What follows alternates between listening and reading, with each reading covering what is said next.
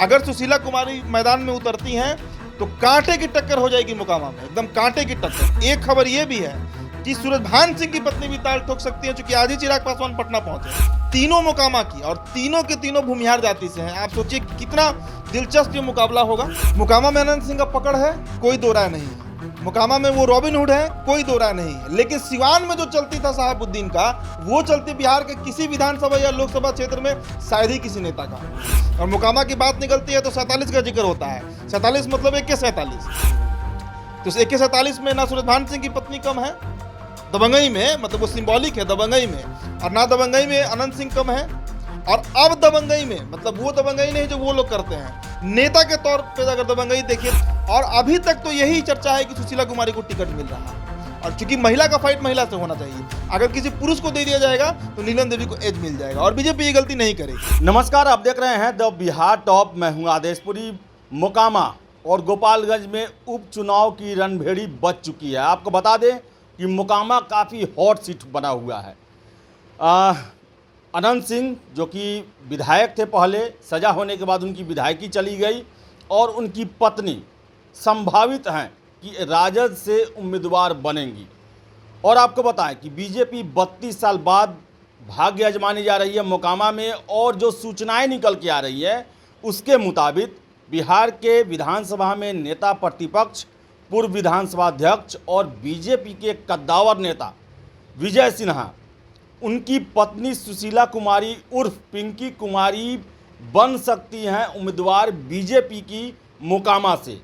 आपको बता दें कि भूमिहार बहुल इलाका है, और नीलम देवी भी भूमिहार और विजय कुमार सिन्हा भी भूमिहार।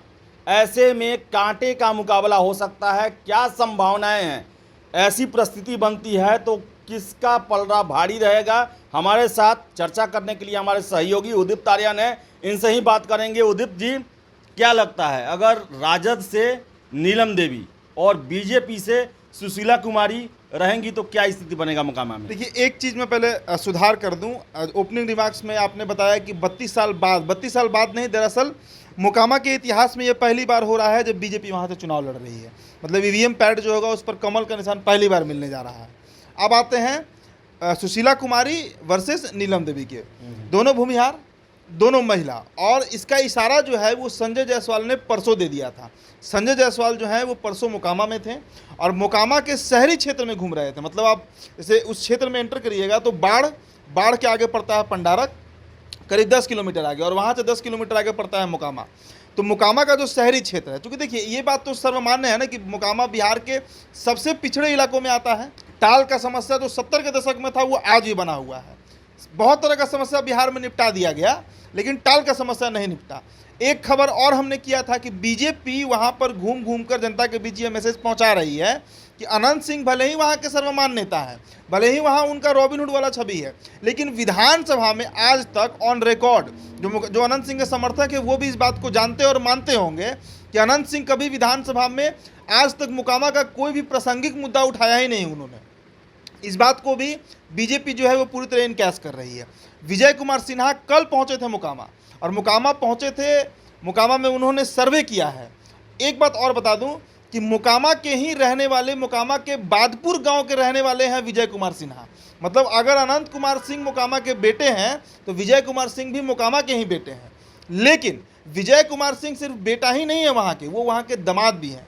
वहाँ का जो क्षेत्र है मोलदियार टोला, जो मोलदियार टोला है मोकामा में, वहीं की बेटी हैं सुशीला कुमारी उर्फ पिंकी कुमारी जो है।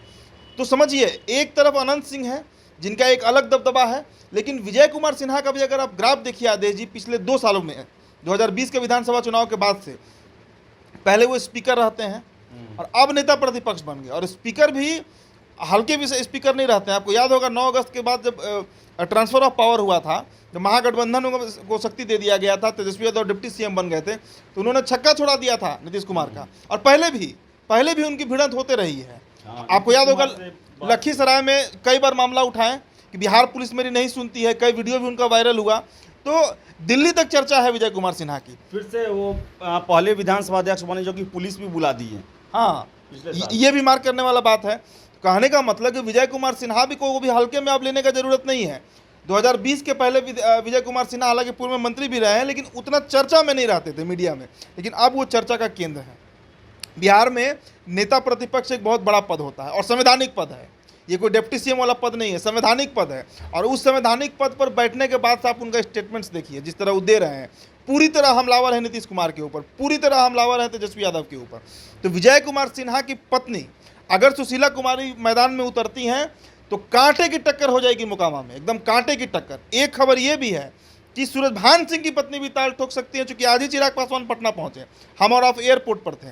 चिराग पासवान ने भी कहा है कि परसों तक फैसला हो जाएगा, लेकिन जो सूत्र बता रहे हैं उनके पार्टी के कुछ लोगों से जो हमारी बातचीत हुई है, गोपालगंज फाइट करे ना करे, लेकिन वहां पर वो फाइट करने जा रहे हैं मोकामा।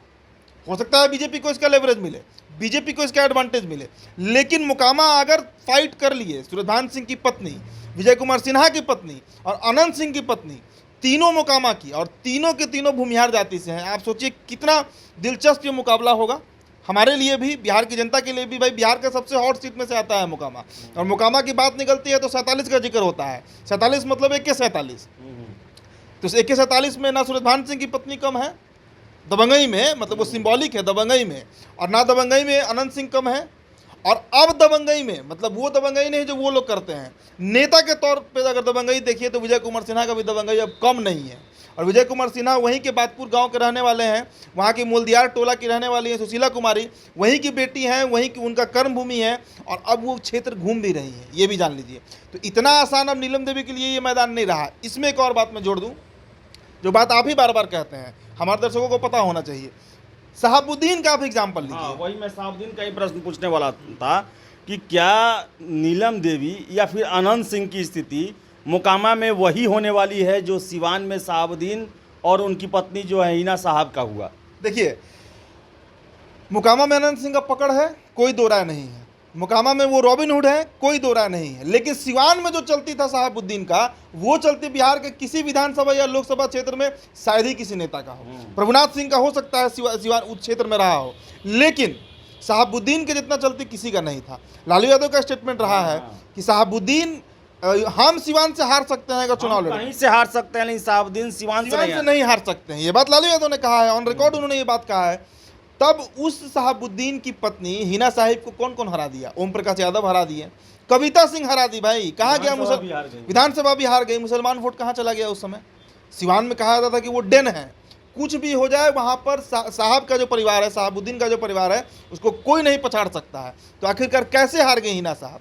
देखिए, आज हमारे रिपोर्टर ने कई पब्लिक ओपिनियन किए हैं, अमृतेश और विहान वहां पर पहुंचे थे। एक क्लिप पहले अपने दर्शकों को हम दिखाना चाहते हैं, शहरी क्षेत्र का वो क्लिप है, और देखिए ये बूढ़ी महिला है जो वहां की वोटर है, वो क्या कह रही हैं, उनमें किस तरह का फियर है। अनंत सिंह को या किसी और को केकरा बताइए, मत के दान के जकरा मन जकरा, ई सब हम गारंटी नहीं बतेबे। ई गारंटी बतेबे हम एगो मार खेबे, ई मौका मान आए हम तो साफ जानियो। गरीब के देखे वाला कोई जकरा पैसा है सकरे देखे वाला है, जिसको पैसा है उसी को हाँ उसी देखे, गरीब के कौन देखता है। और ये मोकामा की रियलिटी है, समझिए। टाइल क्षेत्र में हम घुसते हैं, पैटर्न बदल जाता है, लेकिन अगर आप शहरी क्षेत्र का, भाई देखिए एक बात समझिए, मोकामा के लोग भी अगर टीवी देखते होंगे, फ़ोन घर घर पहुंच गया, वो देखते होंगे बिहार में भाई सब जगह रोड बन रहा है, सब जगह बिजली पहुंच रहा है। लेकिन आप और हम भी 2020 में वहाँ गए थे, 5 दिन हमने कैंप किया था मोकामा। हमें याद है कि बाढ़ से जब हम आगे बढ़े थे तो हमको क्या दृश्य दिख रहा था?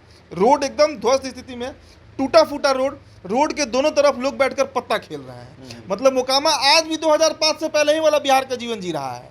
बिहार डेवलप कर गया, पूरा दक्षिण बिहार, उत्तर बिहार, सब जगह रोड बन गया, सब जगह फ्लाईओवर बन गया, सब जगह पीवीआर चला गया, सब जगह केएफसी खुल गया, सब जगह मैकडी चला गया। लेकिन मोकामा में आज भी समोसा और लिट्टी पे ही लोग जी रहे हैं। खाने पे कमेंट्री नहीं कर रहे हैं। विकास का जो पैमाना है, जो पैरामीटर है डेवलपमेंट का, उस पैरामीटर पे मोकामा कहाँ खड़ा होता है? ये सवाल तो उठेगा ना। आप अनंत सिंह को वोट करिए, आप किसी को वोट करिए, आप सूरजभान सिंह को वोट करिए, वो रिलेवेंट नहीं है।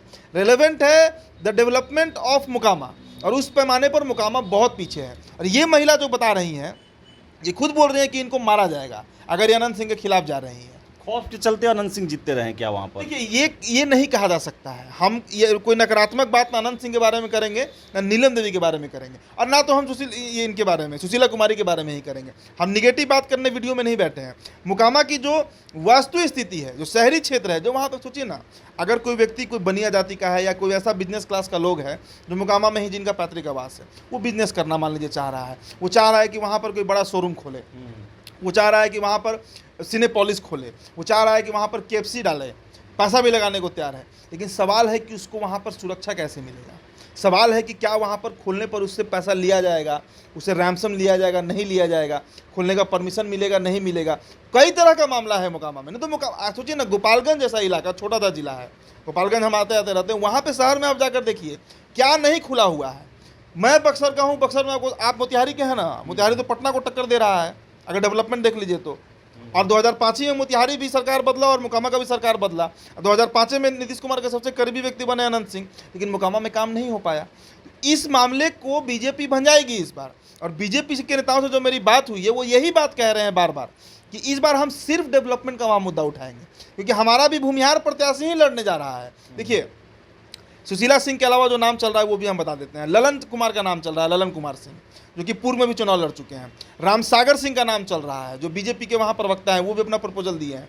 ये 2 नाम पर भी चर्चा है। एक और खबर बता देते हैं, एक व्यक्ति हैं जिनका पूरा नाम तो मुझे नहीं पता, लेकिन उड़ते हुए खबर आई है, कोई प्रियदर्शी हैं जो दिल्ली से आए हैं, मोकामा के रहने वाले हैं, भूमिहारी हैं, वो भी टिकट के लाभ में लगे हुए हैं, मतलब लगे हुए हैं। कहने का मतलब है कि भूमिहारी का फाइट भूमिहार से होगा। कोई ऐसा नहीं है कि धानुक जाति को मिलने वाला है, पासवान को मिलने वाला है या राजपूत को मिलने वाला है। टिकट जब कोई भी पार्टी देगा, आप देखिए ना, चिराग पासवान ही देंगे तो भूमिहार को देंगे, बीजेपी भी देगी तो भूमिहार को ही देगी। तो फाइट तो एक ही जाति में होने वाली है, इसलिए जाति का फैक्टर वहाँ बहुत रेलिवेंट नहीं है।